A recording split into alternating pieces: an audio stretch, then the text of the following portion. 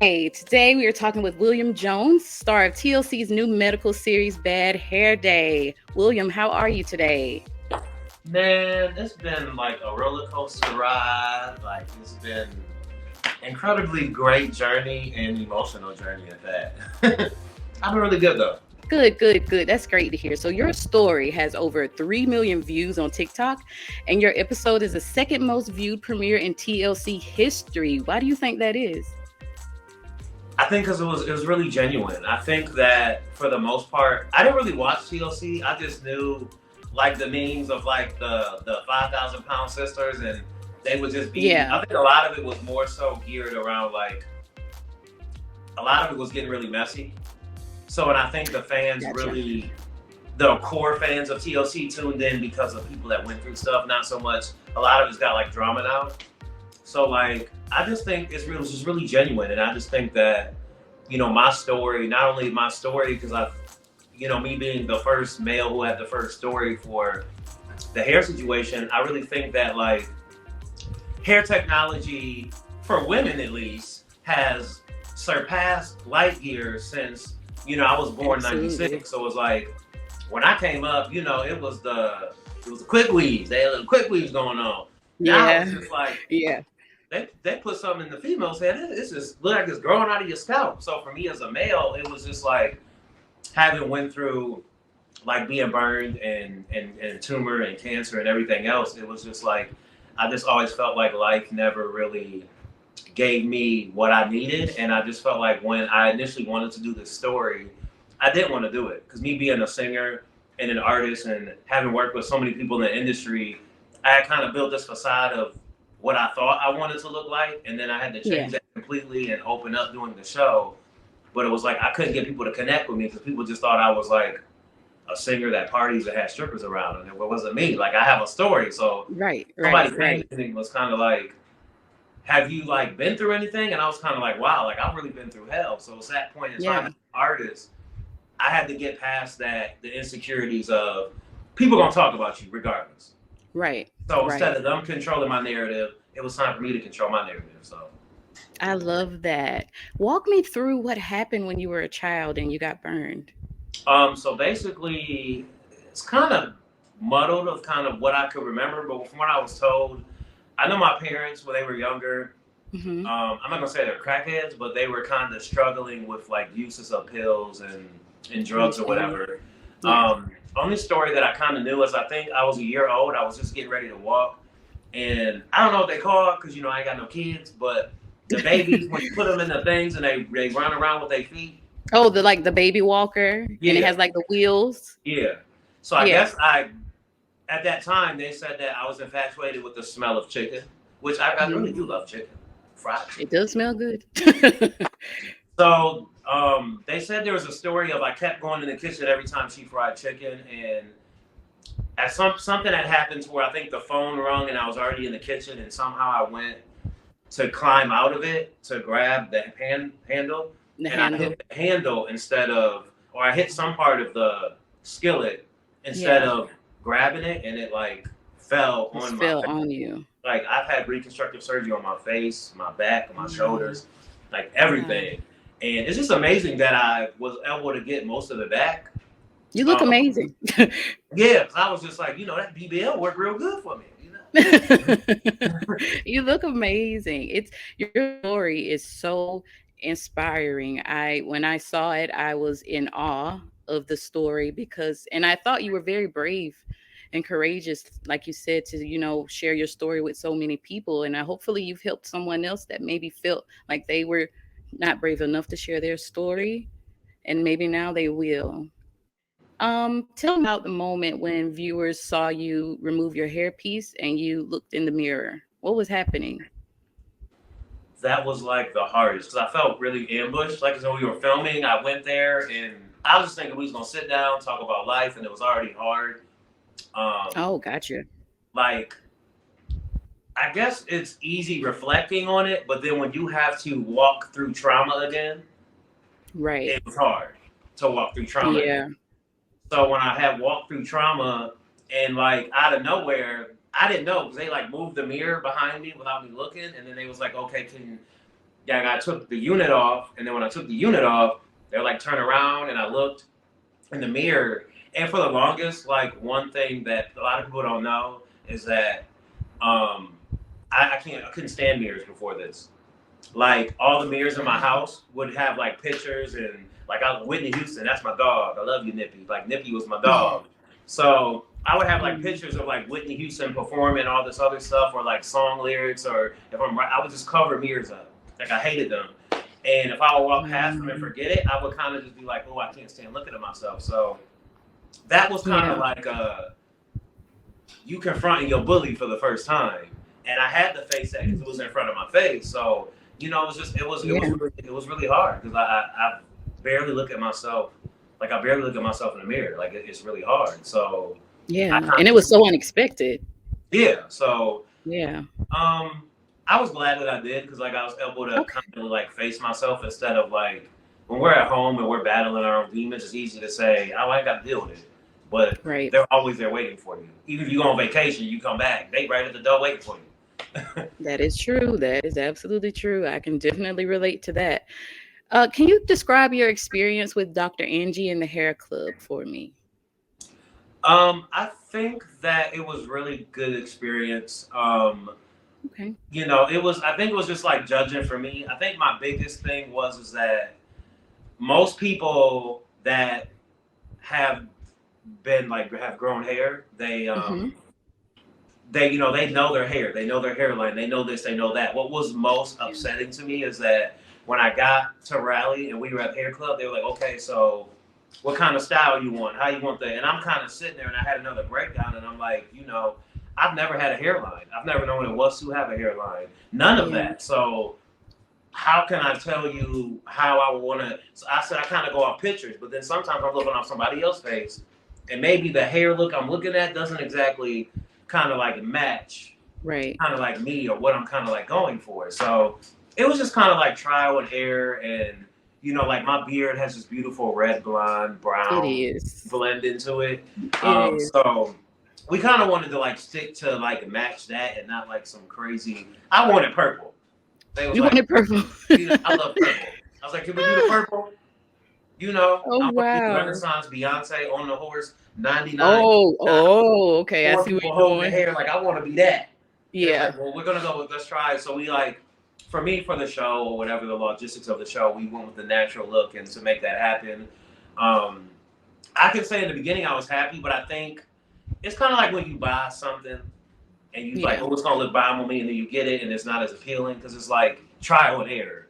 I don't think it was nobody Gotcha. really fault. Gotcha. It's just I've never had hair, so at this point I'm doing trial and error to figure out what's gonna make me walk past the mirror, stop, walk back, Right. lean back, and say, And be "Oh, like, oh. I stay right there." Yeah. That's interesting because something as, I guess, something you don't think about, like how you just said, you didn't even know what it was like to have a hairline is like second nature to so many people. So you explaining that is extraordinary because it reminds me of the things that maybe a lot of us take for granted in life as far as hairline or is anything as walking or talking. Like it's really resonating with me right now and I'm just in awe of your story. Some that I just think it's so amazing. Is there anything that the viewers did not get to see that you wanted to share? There was a lot they didn't see. I Like, don't know legally if they could have published it, but right. um, for me, like I really wish that more of my music was predominant because like through this Mm, whole journey of the depression and with the hair and like everything else, like um, that was kind of like kept me through. gotcha. And then um, my cousin, who also doubled back as my brother, who was behind me right here, he was like a crucial part. He was just murdered a week and a half ago. So So sorry to like hear I that. was really happy that Jordan was able to see my hair because I would always talk about I want hair, and he seen it. Yeah. I was happy for that. So like he was really like a crucial part of like my support and not caring about what people think and who cares with this and he would always say, "Your hair gonna fall off anyways. Why you want it so bad?" I'd be like, "Cause I want it." Right. And then so many people be like, well, "Why don't you just go bald?" Like Michael Jordan looked good when he was bald, and I said, "Well, I don't want to look like I'm 45 at 22. Uh, Gotcha. right. Understand. I just Yeah. don't feel like I can pull it off." So, for me, like, it was an amazing experience because, like, when I look at myself on camera, I was just like, you remember Little Bill from Nickelodeon, the little brown boy? Yes. I Yes. just was like, I went from Little Bill to Aquaman. You know, it was. Gotcha. I was just Gotcha. like, me. I was just. It was just for me. I just on You the was feeling show. good. Yeah, it was. It was. I felt like I looked really good, and I'm just at that point now to where like I know I have a big personality, and I tend to get into some scuffles. So like now, my whole biggest thing is that I get into a scuffle now, I can just what's up. Take it off. You ain't about to mess up this $4,000 hair piece. Okay. I'm with you on So, that. I'm with you on that.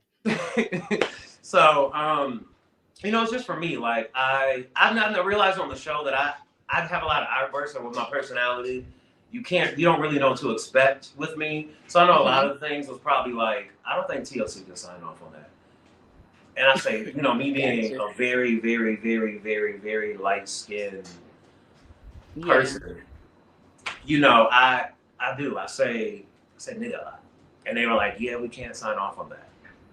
So they was like, we're Gotcha. like editing through it because you're saying it a lot. And I was like, I'm like, I grew up in the urban community, so it's like I say it a lot. So it's a lot of times I'm like, oh, Right. I'm getting ready to say it again. And then the more I think about it, is the more I say it. So I'm just Yes. like, Yes. It's like second nature. I get it. I definitely understand. I love that your music was like your outlet when you were trying to, work through your hair loss and your burns and the scars. And I did some looking online and I did notice that you have a song titled Scars. Is it about your journey? yeah, that was the amazing part is that when they were contacting me, because like basically before I started filming the show or got casted for it, we Hmm. were on Zoom for months, like 6 or 7 months before this. Oh, And like before they officially told me I got it, I kind of figured they wanted me because they just kept calling me every day, calling, right. trying to Zoom me. And I'm like, Right. they're like, well, we just want more information about this. We just want more information about that. And I'm just like, okay, they probably will want to cast me. But at that time, I think I was still iffy about, do I really want to do this? Because I was still in Right. my head about, like, they would, there's, my thing is that social media has evolved so much to where there's a lot of mean spirited people that make a career Yeah. off of being mean spirited. Right. And I didn't want to be the butt of every joke or me pulling off the unit and people doing something like I didn't want that. But then in hindsight, I felt like if somebody did that and they went viral, it would do nothing but help me because I think a lot of people would like bash you and then it would bring support to me. However Oh that would yeah. go. But I Oh just yeah. felt like um, when I got casted for the show, um, it was weird. It was really weird for me because I just didn't know how I was gonna feel like being in LA. Yeah. And one minute, I'm walking around with like hats and stuff on, and the Hmm. next minute, like even when I did the show and I popped out with the hair, a lot of people are kind of like, "That's your hair." Because they, Oh, like you see gotcha. somebody out and about, and I'm networking, and I'm in the studio and working with clients all the time. They see me for years. I've been living in LA for like Yeah. 5 years now. You go from living here 5 years, and then they were like, "This grew like 17 inches out of nowhere." Gotcha. Gotcha. And LA is very beauty conscious, I guess we could say. So I definitely understand, especially in the industry, the trepidation or like the back and forth that you felt like, should I do it? Should I not do it? Like, what could be the pros? What could be the cons of this? I think your story reaching millions of people is going to help you in a beautiful way. I really, really hope so. And I hope it helps your music get out there more because you have a beautiful voice. Yeah. Oh yeah, that's what I was gonna say. Back to so when I initially went we had the filming date booked. So then I went back and my only engineer that I work with, his name is Larry Wick. So we were in the studio working on a record I think it was me and Chosis. We were in the record working on my record Love Games. That's on that same EP. We were working on that record. So after we finished the record, I went in with Larry the next day, and I said, Larry, like, this has been on my spirit. Like, when people say that I don't open up, and I thought it would be clever, like, if I'm filming a show about what I'm going through, why not write a song about what I'm going through? That would make sense. It's like, you're an artist. Now would be the time to do it. Right. So the next day, I went in with my guitar. I got to just playing strings, and then I just got to like coming up with stuff. And then after that, we just went into the studio. And the first day in the studio, I think I made it through the first verse. We were going to do the hook, and I started crying because like everything was livid. Yeah. So my engineer, he was like, chill, Will, come in here real quick. I'm like, all right, what's up? He had this long talk about like boom, boom, boom. He was like, let's channel this emotion. I went back in. I couldn't even make it through because I was still heavy. So he's like, you know what? You're not going to make it. We're going to shut it down. We're going to come back in a couple of days, make it happen. I came back in a couple of days. I killed it. I had to like reharness that energy because I was such in the moment of that. I felt like I needed to kill this recording, number one. I was mentally into it. What if I'm not diverting my emotions right? What if I'm overly emotional? But then like we did the record, and I'm extremely proud of the record and what I wrote for the record and like everything that I wrote in the record, because I just didn't want to do a record that was telling my story. I wanted to, number one, tell my story in the record, but then universally, scars represents not just people with physical scars. There's emotional scars, there's spiritual scars, there's mental scars. There's a lot of scars that we deal with that we hide, and we see people walking down the street every day. There's people we see walking down the street and say, ew, why is she wearing blue and green? We don't know what she's going through. Right. She could have been abused and felt like I just got out the house. It's the only thing I grabbed. So for me, even me being in that position, having been in that position by saying that to somebody, I kind of had to like gut check myself. And I feel like God to humble you real quick. Yes. Real quick. Real fast. So like I put myself in that position to where I wanted anybody, even if you have cancer or were burned or whatever you've been through, maybe you lost somebody that was near and dear to you, and you have that emotional scar inside of you. I want to give you an outlet to let people know, just because I smile every day doesn't mean I'm not in pain. Just because I'm laughing and kiki and kicking it with you every day does not mean I'm hurting inside. And there's a lot of people that's in pain, and we mask that either through comedy or laughter or our careers. So yeah, that's very, very true. And with your bold and like juberous personality, is probably nice for people to hear a song like Scars, because it's like, I'm sure you probably get the feeling or get the impression from people that like, oh, Will's just happy guy. He's always like positive and upbeat. And do you get that from people most of the time? Yeah, I do. Yeah, until I got a couple sidecars in my system.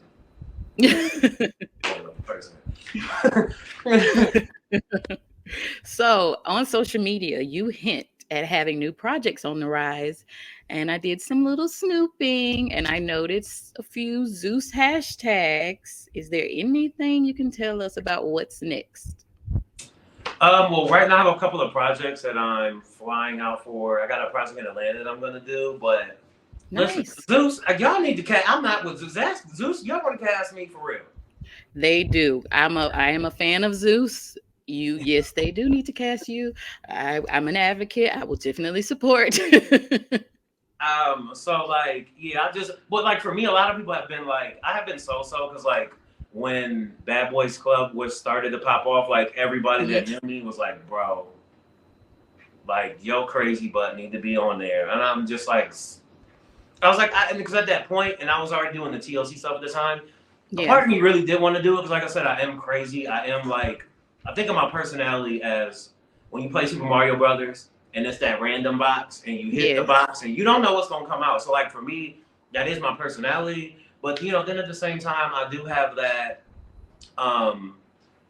snappy attitude. And like even my PR and my team that I work with, they'd be like, yeah, you need to calm down. Gotcha. But it's like I have that like quick anger at times, and then I'll be having to try to get over it, and I don't want to get over it. But then for me, then other times I'll just be wanting to be turn up and have fun and just party and live my best life. So for me, like I know that I want to indulge in more reality. I don't really want to do any more like docuseries. Just walking through that. Not me. I know that I'm best in the cuff in the moment. So for me, like I have always said, like, I think I would have fun on Zoo. So listen, y'all watching me, reach out. I agree. I absolutely agree. I think you'd be a good fit. I really, really do. Hopefully they'll watch this and maybe they'll reach out and make some calls. Well, I just want to thank you so much for taking the time to talk to us at the Reality Rundown and sharing your story. And we wish you all the luck with all future endeavors. Thank you. Thank you. Thank Thank you. you. Have a good one, Will. All Bye. right. So love you guys.